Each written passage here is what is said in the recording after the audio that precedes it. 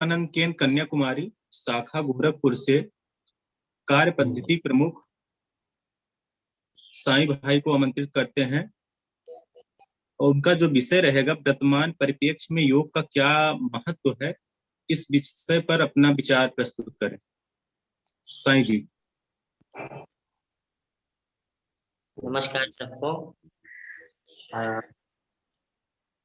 7वें अंतर्राष्ट्रीय योग दिवस पे आपका सभी का स्वागत है और आप हमारे साथ जुड़े इसका बहुत बहुत धन्यवाद। अभी भैया ने जो बताया स्वामी विवेकानंद के बारे में कि जब वो शिकागो में थे और उनके पास पैसा खत्म हो गया, पूरी तरीके से खाली हो गए, और उसके बाद भी एक ऐसा पत्र वो लिखते हैं अपने देश में कि चाहे मेरी अतड़ियाँ भूख से सूख क्यों न जाए, चाहे मैं ठंड में क्यों न जाऊं, लेकिन मैं जिस उद्देश्य के लिए यहाँ आया हूँ, मैं भारत माँ के कार्य के लिए यहाँ आया हूँ, तो मैं उसको पूरा करके जाऊँ। ऐसा अद्भुत स्वरूप, ऐसा अद्भुत थिंकिंग के थे। तो ये कहीं न कहीं योग का प्रभाव है, क्योंकि योग से उन्होंने आत्मीयता को हासिल किया। उन्होंने आत्मीयता को समझा कि ये पूरा विश्व जो है वो एक है, पूरा भारत जो है वो एक है और मैं भारत का एक अभिन्न हिस्सा हूँ। जो भारत की महानता है, जो भारत की संस्कृति है, जो भारत की परंपरा है, वो हमको पूरे देश में फैलाना है, पूरे देश में बताना है। तो ये कहीं न कहीं एकात्मता का भाव, आत्मीयता का भाव ही था जो उनको शिकागो ले गया और बिना किसी स्वार्थ के उन्होंने सारी परेशानियों को सहते हुए वो भारतीय संस्कृति का परचम पूरे विश्व में लहराते हैं। अभी जो आज का अपना विषय है कि योग का वर्तमान जीवन में प्रासंगिकता, तो अभी हमने जो योग किया, शारीरिक शारीरिक व्यायाम, जिसको आमतौर पे लोग कहते हैं कि स्वस्थ रहता है। ऑब्वियसली योग से हमारा शरीर स्वस्थ रहता है, लेकिन योग एक सिर्फ शारीरिक व्यायाम नहीं, योग एक थेरेपी, चिकित्सा शास्त्र नहीं है, बल्कि शरीर मन बुद्धि का आत्मा के साथ जुड़ाव है। माने योग को हम कहते हैं yoga is the way of life, but how it is way of life, this is important to know. वो यतेंद्र भैया ने बताया अष्टांग योग के बारे में कि अष्टांग योग का जो 8 पार्ट है, करना तो सब चाहिए, लेकिन जिस प्रकार से मनुष्य भोगवाद में आ चुका है, उस प्रकार से थोड़ा असंभव होगा। बिल्कुल मुमकिन है, अगर हम वास्तव में लग जाए तो मुमकिन है, लेकिन अगर उनमें से हम जो यम नियम आसन प्राणायाम प्रत्याहार ध्यान धारणा समाधि है, उनमें से अगर किसी एक को हम फॉलो करते हैं, तो फॉलो करने का प्रयास करते हैं, क्योंकि थियरी में आसान है लेकिन प्रैक्टिकल में थोड़ा मुश्किल जरूर होगा, लेकिन अगर हम उसको अपने जीवन में फॉलो कर सकते हैं तो स्वाभाविक रूप से कह सकते हैं कि हम अपने जीवन को एक नए पर्सपेक्टिव से निर्मित कर सकते हैं। इतना प्रभाव है अष्टांग योग का। सो योग एक जुड़ने की प्रक्रिया है, माने आत्मा को परमात्मा के साथ। ऐसा योग सिर्फ बॉडी से रिलेटेड नहीं है, इसलिए योग जो मन का योग होता है, वाणी का योग भी बोलते हैं, जिसमें नियम में आता है वो तप, वाणी का तप, तो वो कहीं न कहीं हमारे जीवन के लिए उपयोगी होता है। योग एक जुड़ने की प्रक्रिया है। उसके बाद हम कहते हैं कि जो भी मन में हमारी वृत्तियां चल रही हैं, उसको एक श्लोक है कि योगश्चनृति वृत्ति निरोध, वृत्तियों का त्याग, वृत्तियों का निरोध ही योग है। हमारे मन में जो भी करप्शन भरा हुआ है, जो भी गलत विचार भरे हुए हैं, उसका त्याग करना योग है। अभी मैं अष्टांग योग में जब नियम पे आऊंगा, तो नियम में जो शौच है, पहला पार्ट, उसमें हम लोग देखेंगे कि कैसे शौच, कैसे पानी का तप भी योग के अंतर्गत आता है।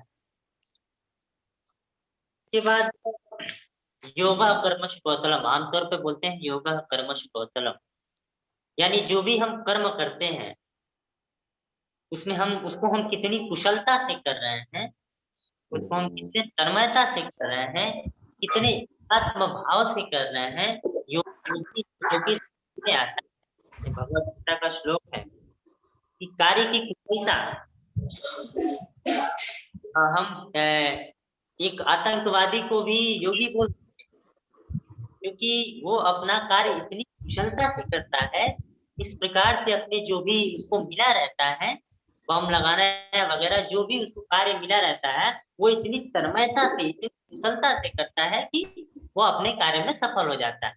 तो कहीं न कहीं योग कर्मसु कौशलम, माने जो भी हम कार्य करते हैं उसको तन्मयता से करें, एकाग्रता से करें, तो वो भी योग की दृष्टि में, योग के अंतर्गत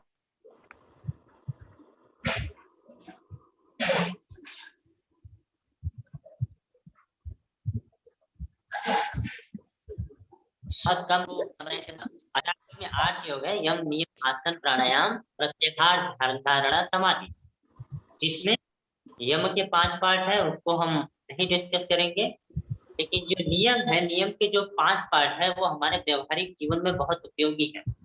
जिसका जो पहला पार्ट है कि शौच, संतोष, तप, स्वाध्याय, ईश्वर प्रार्थना, इसको हम थोड़ा डिटेल में देखने का प्रयास करेंगे। तो जिसमें प्रथम पार्ट शौच। शौच माने क्या? माने इंटरनलाइजेशन, आंतरिक शुद्धि। अगर प्रतिदिन योग करते हैं तो कहीं न कहीं हम अंदर से स्वस्थ हो। क्या हम खाते हैं, आहार के प्रति सजग रहना, क्या हम खाते हैं, ये तो है ही है। ये तो आंतरिक आएगा कि हमारा जो, अगर हम अच्छा आहार लेंगे, अगर हम अच्छी-अच्छी चीजें खाएंगे, तो हमारे मन, हमारा जो आंतरिक होगा उसमें कोई दिक्कत नहीं होगा, कुछ ठीक रहेगा, आंतरिक शुद्धि रहेगी, मन भी शुद्ध रहेगा। लेकिन सिर्फ आहार के प्रति सजग नहीं रहना है। ये इम्पोर्टेंट है कि सिर्फ आहार के प्रति हमको क्या खाना है, क्या हमारे शरीर के लिए उपयोगी है, सिर्फ उसके प्रति सहज नहीं रहना। इंद्रियां जैसे आँख, नाक, कान, त्वचा, ये क्या आहार ग्रहण करते हैं, हम प्रतिदिन क्या देखते हैं, हम प्रतिदिन क्या सोचते हैं, हम किस वातावरण में रहते हैं, ये भी योग की श्रेणी में आता है। ये भी आंतरिक शुद्धि की श्रेणी में आता है कि जब हम दिन प्रतिदिन जो भी यूट्यूब पे तरह तरह के वीडियोज, किताबें अगर हम अच्छी पढ़ते हैं, अच्छी चीजें पढ़ेंगे, तो कहीं ना कहीं इसका पॉजिटिव इफेक्ट पड़ेगा। तो हम जी कहते हैं कि हम जैसा सोचते हैं वैसा ही हमारा चरित्र बनता है। इस तरह की निरंतर हम पॉजिटिविटी सोचे, अच्छे लोगों के साथ रहें, अच्छे वातावरण में रहें, हमारे आंतरिक शुद्धि में सहायक। माने आहार के साथ साथ हमारी इंद्रियां क्या ग्रहण कर रही हैं, हम क्या ग्रहण कर रहे हैं, ये भी अंदर की जो हमारी वासना है, काम, क्रोध, लोभ, मोह, इसके प्रति अगर हम काबू पाते हैं, नियंत्रण, आंतरिक शुद्धि की श्रेणी में आता है। माने सीधी सी बात है कि योग एक जुड़ने की प्रक्रिया है, एकात्मता से कार्य करना ही योग है। और अगर इसको हमको पाना है, यह समझना है कि हम आत्मीय रूप से हर व्यक्ति के साथ, इस विश्व के हर एक छोटे कण के साथ जुड़े हुए हैं, तो इसके लिए आंतरिक शुद्धि आवश्यक है। क्योंकि जब तक हम आंतरिक रूप से स्वस्थ नहीं रहेंगे, जब तक हम आंतरिक रूप से हमारी शुद्धि नहीं होगी, तब तक हम इसको समझ नहीं सकते। इसलिए हमको आहार के साथ साथ हमारी इंद्रियां क्या ग्रहण कर रही हैं, हमारे अंदर कितना लोभ है, मोह है, काम वासना है, इन सारी चीजों को अवॉइड करना होगा, इन सारी चीजों को फॉलो करने का प्रयास करना होगा।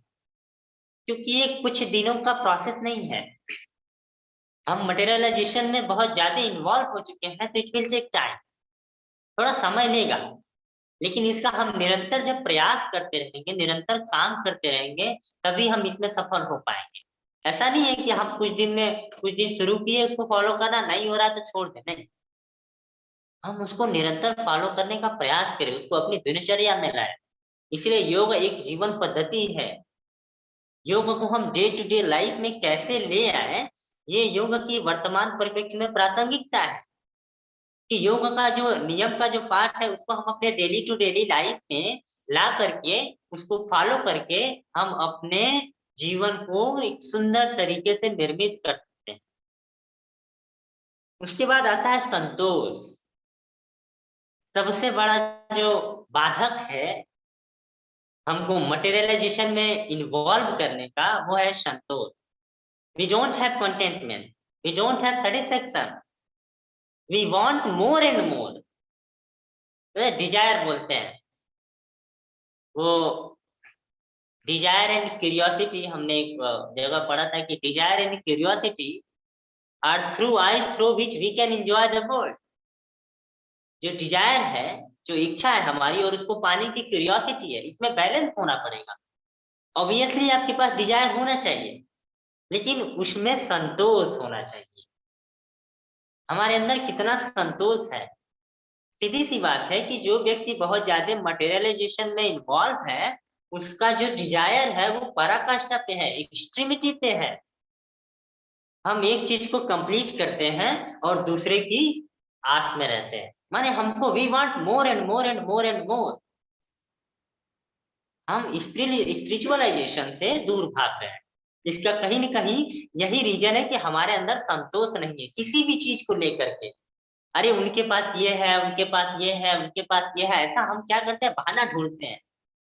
कह रहे मेरे पास तो ये सुविधा नहीं है, मैं कैसे पढ़ूं, मेरे पास ये नहीं है, मैं कैसे जाऊं, है ना। हम दूसरों को दाज देते हैं, जैसे दाज बोलते हैं उसको गाँव में, है ना, पट्टीदारी करना।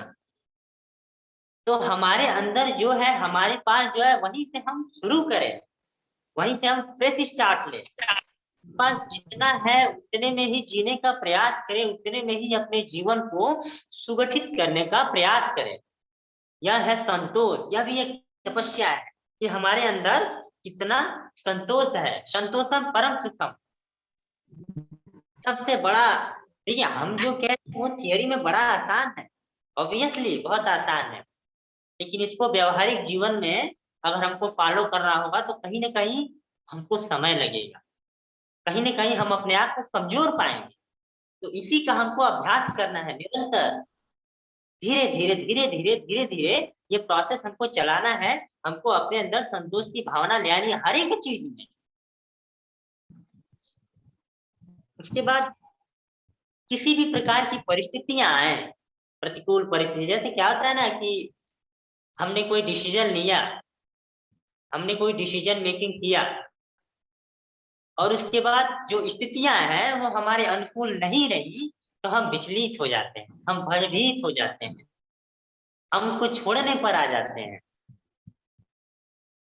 तो अगर हम कोई डिसीजन मेकिंग करते हैं तो उसको कहीं ना कहीं प्रॉब्लम तो आएंगी हर जगह। हम कितने अंदर से मजबूत हैं, इसीलिए योगों को स्थान दिया गया है कि योग आपको आंतरिक रूप से भी मजबूत करेगा, योग आपकी एकाग्रता को बढ़ाएगा, और जितना आप एकाग्र होंगे उतना सफलता आपके पास। हम कंसंट्रेट नहीं है अपने लक्ष्य के प्रति, अपने कार्य के प्रति, और वो एकाग्रता, वो concentration we can only find through the yoga, through the yoga. और not only physical yoga but internal yoga. Just internalize yourself. हम कितना अपने आप को इंटरनलाइज करते हैं, जैसे हमने सोच बताया, माने आहार के साथ साथ हम इंद्रियों का भी आहार जो है उसको पॉजिटिव आहार दे, उसको सही आहार दे, उसको शुद्ध आहार दे, अच्छी चीजें देखे, अच्छी चीजें सुने, अच्छे माहौल में रहे, अच्छे वातावरण में रहे। उसी के साथ साथ संतोष बहुत आवश्यक हो जाता है कि हमारे अंदर, जब हमारे अंदर संतोष की भावना आ जाएगी ना, तो हम परेशान नहीं होंगे किसी चीज को लेकर के। जैसे हमने कोई डिजायर किया और हमको उसका थोड़ा सा मिला, एक भाग मिला, और हम क्या करते हैं, परेशान हो जाते हैं। अरे हमने तो इतना सोचा था, हमको तो मिला नहीं, हमारे अंदर संतोष है नहीं। तो हम उसको पाने के लिए तरह तरह के कदम उठाते हैं, तरह तरह की चीजें सोचने लगते हैं। तो वो we can corrupt our self, we corrupt our self. हम अपने आंतरिक शुद्धि को, इंटरनल को वो करप्ट कर देते हैं, उसको पाने के लिए परेशान करके अपने आप को करप्ट कर देते हैं। तो ये है हमारा संतोष, यानी संतोषम परम सुखम। हम इसको अपने जीवन में प्रयास करें।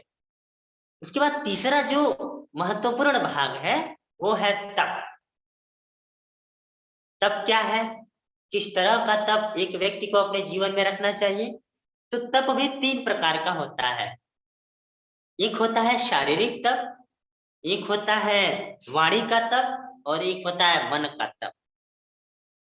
अगर हम चारों भागों को नेग्लेक्ट कर दे और ये तप वाला अगर अपने जीवन में हम फॉलो कर ले, तो I sure that we can transform our life.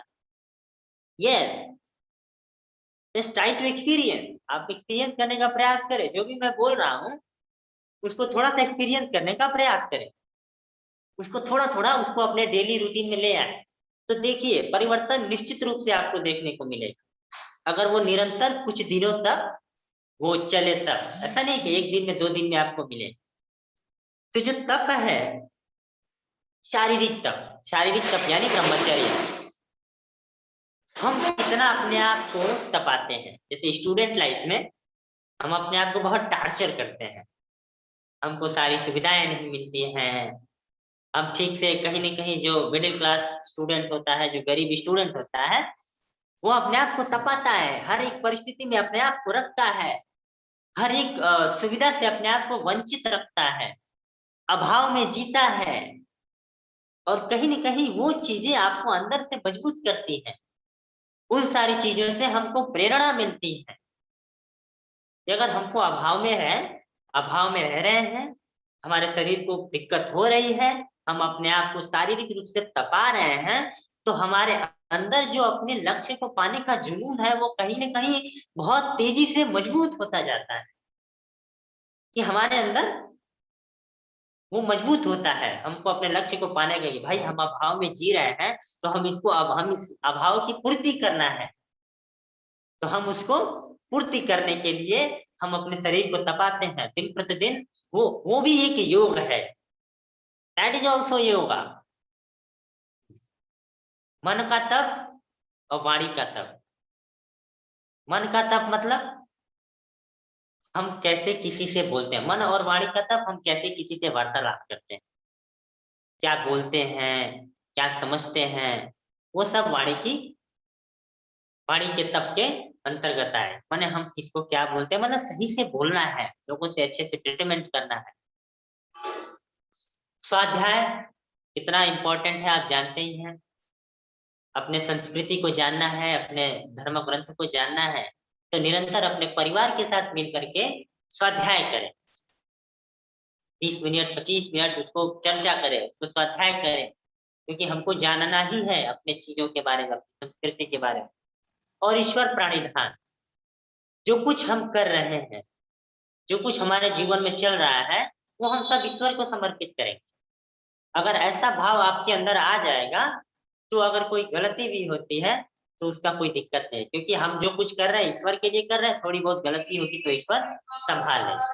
तो इस प्रकार से जो नियम का 5 पार्ट है वो हमारे जीवन के लिए बहुत ही उपयोगी है, और अगर हम इनमें से 1 या 2 को भी अपने जीवन में फॉलो करने का प्रयास करेंगे, तो निश्चित रूप से हम अपने जीवन में परिवर्तन पाएंगे। इसी के साथ मैं समाप्त करता हूँ। धन्यवाद।